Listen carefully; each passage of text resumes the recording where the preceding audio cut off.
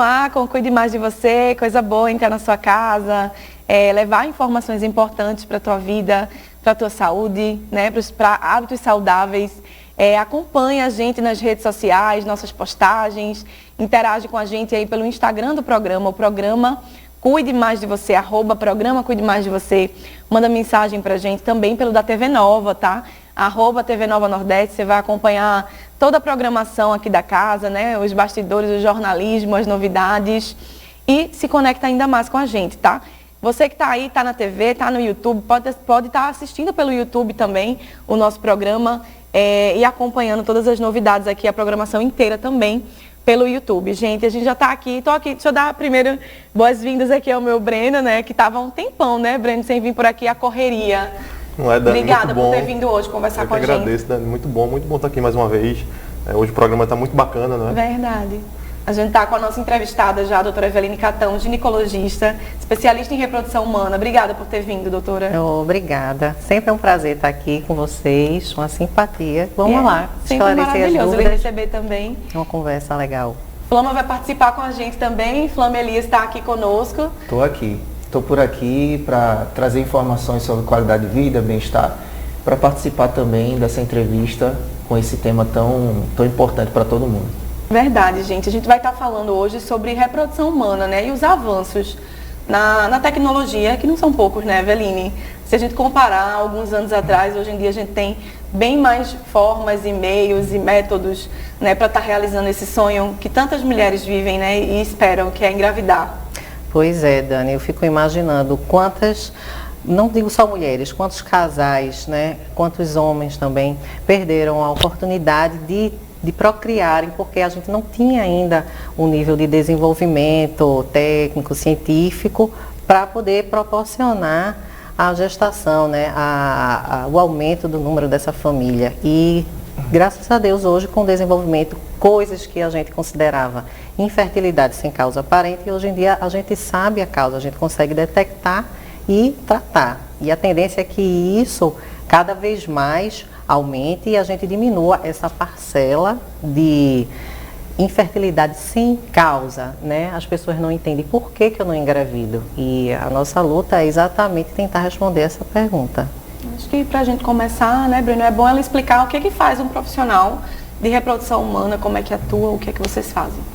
Isso, olha, muitos pacientes eles confundem o médico ginecologista e obstetra com o especialista em reprodução humana, né? Alguns chamam também de esterileuta, porque vai tratar a esterilidade. O termo mais correto seria infertilidade, tá? Porque esterilidade parece que a pessoa já não remete a não conseguir engravidar. Infertilidade, existe algum problema que vai diminuir essa fertilidade e a gente vai tentar localizar e tratar, corrigir. Então, o médico especialista em reprodução humana, ele fez sim ginecologia e obstetrícia e fez uma especialização a mais em reprodução humana, onde ele vai tratar a infertilidade não só feminina, mas masculina também. Então nós atendemos geralmente mulheres e homens ou o casal junto, né? Mas também podemos, hoje em dia, nós sabemos, existem os casais homens, mulheres, enfim, produção independente. Então a gente vai tratar também essa parte da infertilidade masculina. Dani, foi bem interessante que agora nos bastidores eu estava conversando aqui com a doutora justamente sobre isso, né? Uhum. Sobre ela me falando que ela atende homens também, né? Que vai procurar também, de repente, para congelar o espermatozoide, não é, doutora? Isso.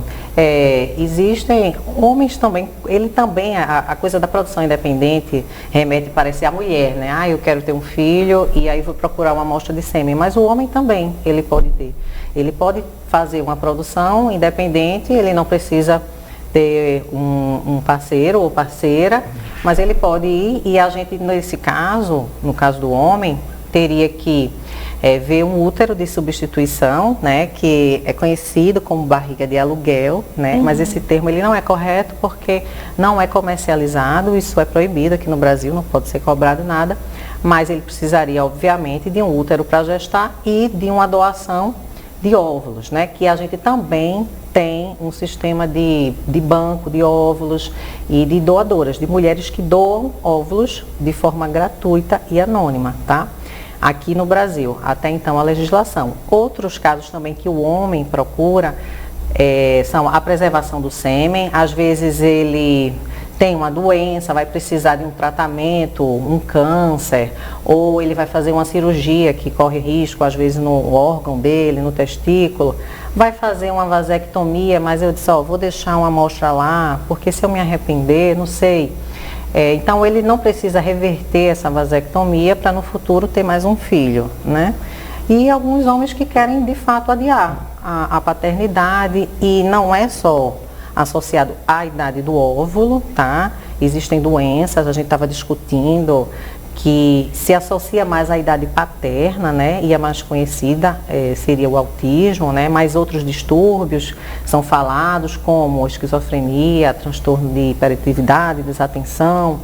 Então a gente também tem que estar atento, não é só assim, a mulher tem um relógio, tá? O homem, ele tem também uma idade ideal, vai produzir sempre, né? Até a morte ele vai produzir, mas a gente está falando de qualidade, né? A gente está falando de segurança. Então o ideal é que esse homem, se chegou ali aos 40, 45 no máximo, que ele procure um profissional, se ele pensa em ter filho, ou tem ao menos essa dúvida, para ver se ele vai preservar esse sêmen. No caso da mulher, qual seria a idade ideal? A mulher, né, a nossa produção é fixa, ela vai diminuindo ao longo dos anos, né, não tem essa renovação como o homem, então é mais cedo. Uma idade que a gente diz assim, segura seria até os 35 anos. Porém, qual é a realidade do consultório que eu recebo? Pelo menos e a maioria dos profissionais desta área recebem na faixa dos 40 anos. Né, já pela ilusão de achar porque eu sou saudável, mas na verdade a genética tem a ver com o envelhecimento. E isso daí é inevitável, tá? Por mais que a gente tenha um hábito saudável, que a gente procure viver bem, mas existe o envelhecimento, né?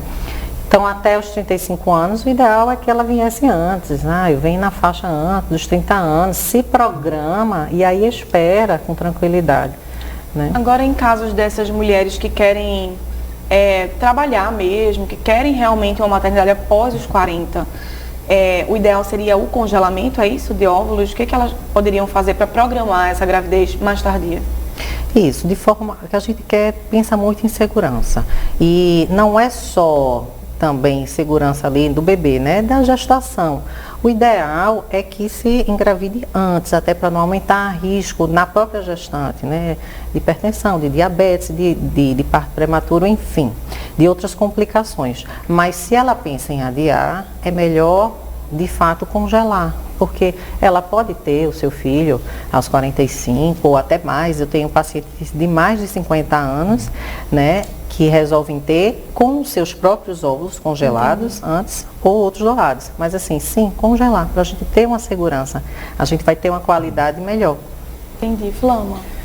Doutora, partindo de tudo que você está falando aí, abordando muito bem, tem uma pesquisa, um dado bem interessante, que 65% das mulheres, elas não conseguem engravidar por questões emocionais.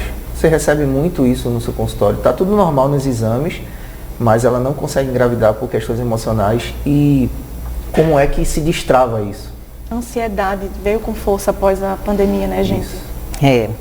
A ansiedade piorou. Eu digo que o meu consultório, ele parece um pouco o consultório do psiquiatra, porque elas chegam, né, os pacientes, na verdade, chegam com uma carga de ansiedade muito grande, deprimidos também, e com baixa autoestima, e é aquela coisa que mexe no relacionamento do casal, até para ter atividade sexual. Então, claro, a forma como a gente se comporta, o corpo ele vai responder. Isso vai causar sim alterações hormonais. Dependendo do nível de estresse, pode sim haver inclusive um bloqueio da ovulação, irregularidade menstrual. Então você precisa ter, isso aí é um sinal de fertilidade, você precisa estar regular para ovular bem e engravidar. Vai aumentar as chances. Claro, existem alguns casos que a paciente nem estava tão regular e engravidou. Sim, mas eu estou falando assim do ideal. Então, a paciente que ela está naquela sobrecarga de estresse demais, isso vai atrapalhar, né, no andamento da fisiologia dos hormônios. Fora o relacionamento, né? do casal. Mas assim, eu costumo dizer que só o estresse, por um tempo prolongado, ele não deve ser assim culpabilizado, só isso, né? Eu estava conversando aqui com o Dani antes, porque assim, todo mundo vive com estresse, né? Esse mundo realmente tem estresse. Eu digo, só se você pegar uma passagem para outro planeta. É verdade. Mas assim, momentos de estresse extremo, eles não duram tanto tempo. Então eu chego com um paciente com anos de infertilidade que perderam a oportunidade. A gente deve investigar outras causas, que não só o estresse. E claro, procurar técnicas que amenizem esse estresse. Mas, doutora, isso tem a ver também com tentativas que tiveram insucesso? Tem essa relação entre processos emocionais e tentativas de insucesso pregressas do casal? Tem a ver, mas eu digo assim, tem um limite de tempo. Eu acho que por alguns meses, eu não diria já assim mais de um ano, eu diria que por alguns meses esse processo emocional interferiu, sim, ele não conseguiu.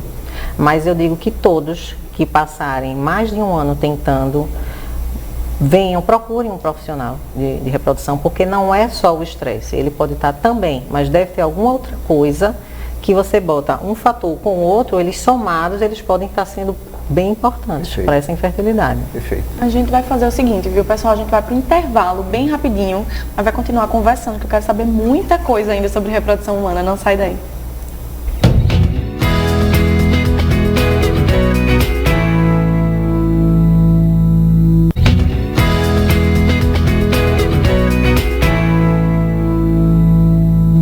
Estamos de volta com o Cuide Mais de Você. Nós estamos hoje com a ginecologista especialista em reprodução humana, a doutora Eveline Catão, está aqui conosco conversando.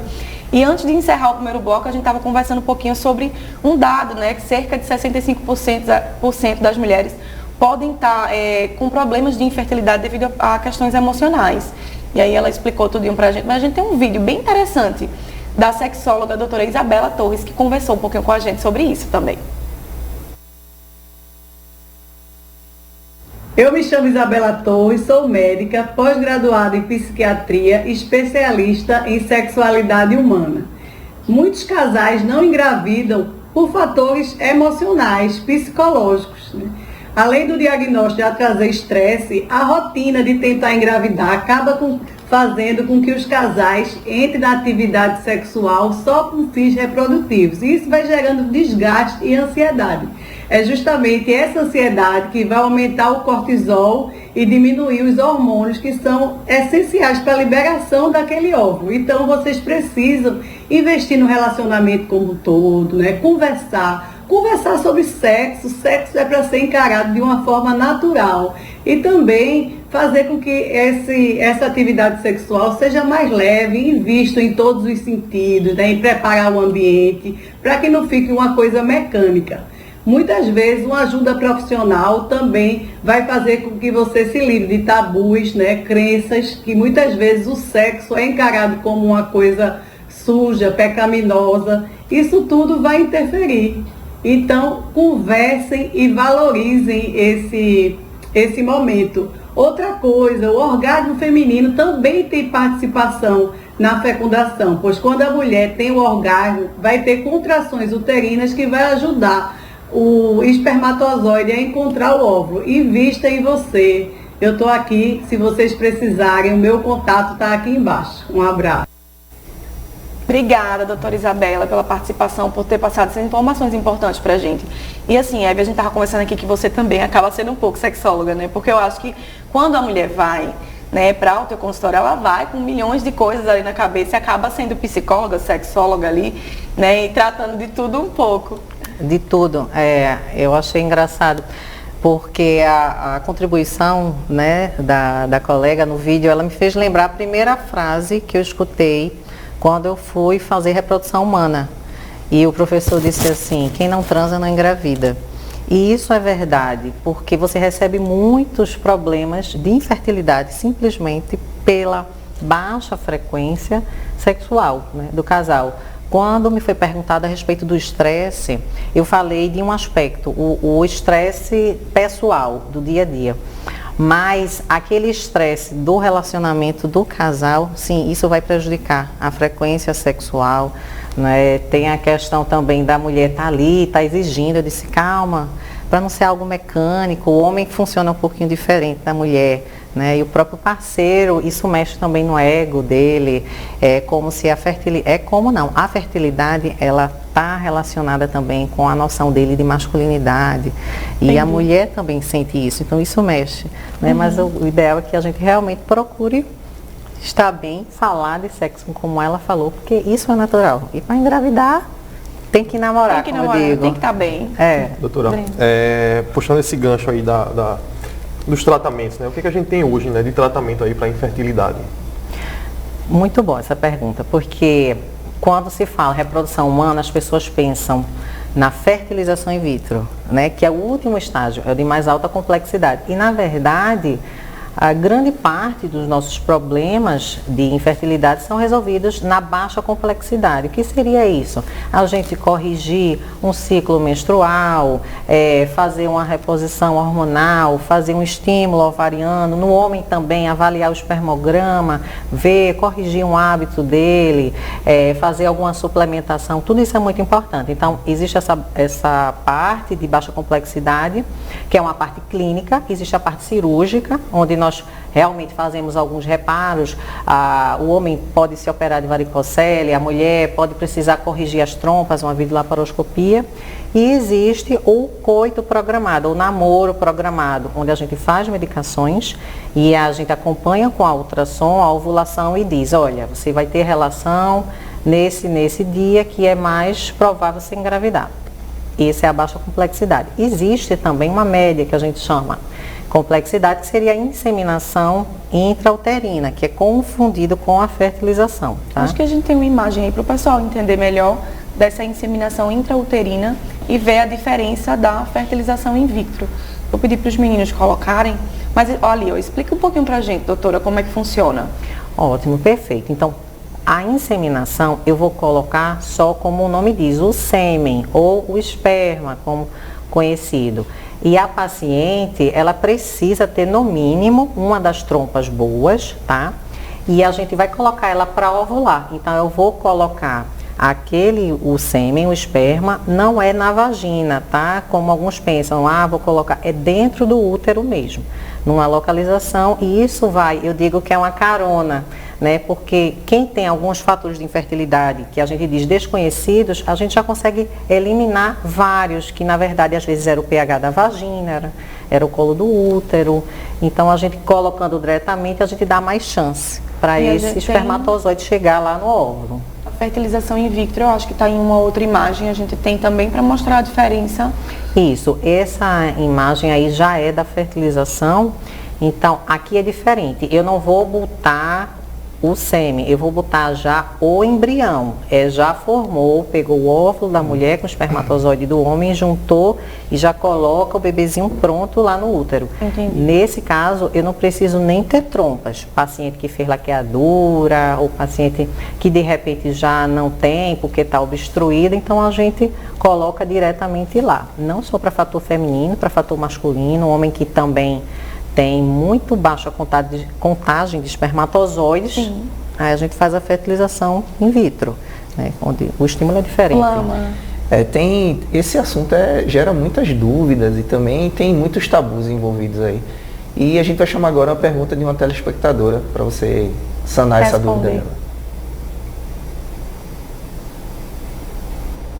Bom dia a todos do programa Cuide Mais de Você. Sou Gemima Fernandes, estudante de Ciência Política, e eu tenho uma dúvida, doutora, sobre a doação de óvulos. Eu gostaria de saber se a genética do bebê será da mãe que está gestando ou da doadora. Tira essa dúvida para mim. Beijo. Obrigada, Gemima, pela participação. Pode responder, doutora. Olha, a genética será da doadora, não é? O DNA ele vem do óvulo, então vai ficar com a da doadora. Porém, como a gente fala, existe uma coisa chamada epigenética, que é o que está acima da genética. Quando essa mãe, a receptora, no caso, recebe os óvulos, é como eu digo assim, é um mecanismo de transplante. para que aquele óvulo, aquele embrião ali fique naquele corpo, se der bem, fique naquela harmonia, você vai deixar ativo ali aqueles genes que são parecidos e o corpo já vai de uma forma mais inteligente inativando aqueles que são diferentes. Então eu digo que sempre o bebê fica muito parecido com a receptora. Mas olha, eu digo, quem é que fez aqui exame de DNA, né? A gente não faz o exame de DNA num bebê quando nasce. Então a receptora, eu digo, olha, é muito bom você, no caso, se necessitar, receber, não tem nenhum problema de ser um óvulo doado, porque tem a genética do outro. Ninguém vai pedir o DNA do seu filho. O filho é seu, você gestou, você engravidou. Então, existem outros fatores. A forma como você vai criar esse bebê, a alimentação que você vai dar. Se eu pegar um gemelar e botar um que tenha o mesmo DNA, um numa mãe e outro em outro, serão duas crianças diferentes. Um pode ser um peso mais acima, outro mais abaixo, um pouquinho maior, outro maior, vai depender de todo o ambiente que essas crianças serão submetidas. Então, tem isso, vai ficar filho da receptora, só o DNA da doadora. Muito importante a gente não deixar de terminar o programa sem falar as causas principais, né, Breno? Porque a gente sabe que tem muitas mulheres que têm muitos problemas. O que é que pode atrapalhar? A gente já trouxe até endometriose para cá, né, que eu sei que é um dos fatores. O que são as causas principais, assim, de infertilidade, tanto nas mulheres como nos homens? Olha, das mulheres, os carros-chefes, digamos assim, né, são as pacientes com endometriose e as pacientes com a síndrome dos ovários policísticos, né? Então, assim, a síndrome dos ovários policísticos porque causa problemas de ovulação, além de toda alteração hormonal, né? Às vezes elas ovulam menos, algumas nem ovulam, mas até as que ovulam, né, elas têm problemas também da produção hormonal. E já as pacientes de endometriose, por ser uma doença inflamatória, e ela vai dar alterações na anatomia, ela vai dar obstrução nas trompas, ela vai diminuir a reserva do ovário. Eu digo que ela funciona feito uma cola ali dentro do útero e vai atrapalhar aquela anatomia. Então, esses são os dois principais, essas são as duas principais entidades de infertilidade. Agora, temos também doenças como alterações de coagulação do sangue, as trombofilias, existem doenças imunológicas também. Hoje em dia a gente tem muita paciente com hipotireoidismo, tem artrite reumatoide, vitiligo, lúpus, então todas essas coisas interferem. E existem os fatores anatômicos, tem pólipo, tem mioma, a malformação uterina, então essas assim são as principais causas de infertilidade, né? E já no homem, a principal causa seria a varicocele, que é a dilatação ali, daquelas veias ali, perto do testículo, e isso vai alterar o espermograma, vai alterar o sêmen. Então, é uma coisa que pode ser corrigida cirurgicamente e em alguns casos a gente consegue fazer até de um tratamento com a suplementação, com a mudança de hábito, a gente já consegue melhorar. Breno? Pois é, Dani, eu estava lembrando aqui agora do caso de Cláudia Raia, né? Que ela passou agora na TV, agora recentemente, que ela engravidou já mais velha, né? Como foi o caso? Ela foi inseminação? Pois é, ela disse que foi natural. Essa ovulação espontânea pós-menopausa é uma coisa extremamente rara, fora da curva e considerada realmente como um milagre. Mas mulheres acima de 50 anos podem ter filhos com doação de óvulos de outras pacientes mais jovens, né? Não com seus próprios, porque a qualidade, e muitas vezes não tem mais a quantidade, e a qualidade é extremamente baixa para dar uma gestação. A gente queria agradecer muito, doutora Eveline, sua participação. A gente tinha mais perguntas de telespectadores, vai ficar para uma próxima, viu? Obrigada por ter vindo. Foi incrível. Tiramos muitas dúvidas. Prazer. Esse assunto é muito bom, né? Muito bom, falar, né? E assim, a gente está levando de volta a esperança, né? Através da tecnologia e do seu trabalho, para essas mulheres realizarem o sonho de engravidar. Obrigada, Breno. Obrigado, Dani. Obrigado, doutora. Flama, brigadão. Eu que agradeço. Obrigada, doutora, também. Vamos desejar para todo mundo que está assistindo aí um final de semana abençoado. A gente vai ficar por aqui batendo um papo. Um grande beijo. Aproveita aí com tua família, com os teus amigos. E até sábado que vem. TV Nova em todo lugar.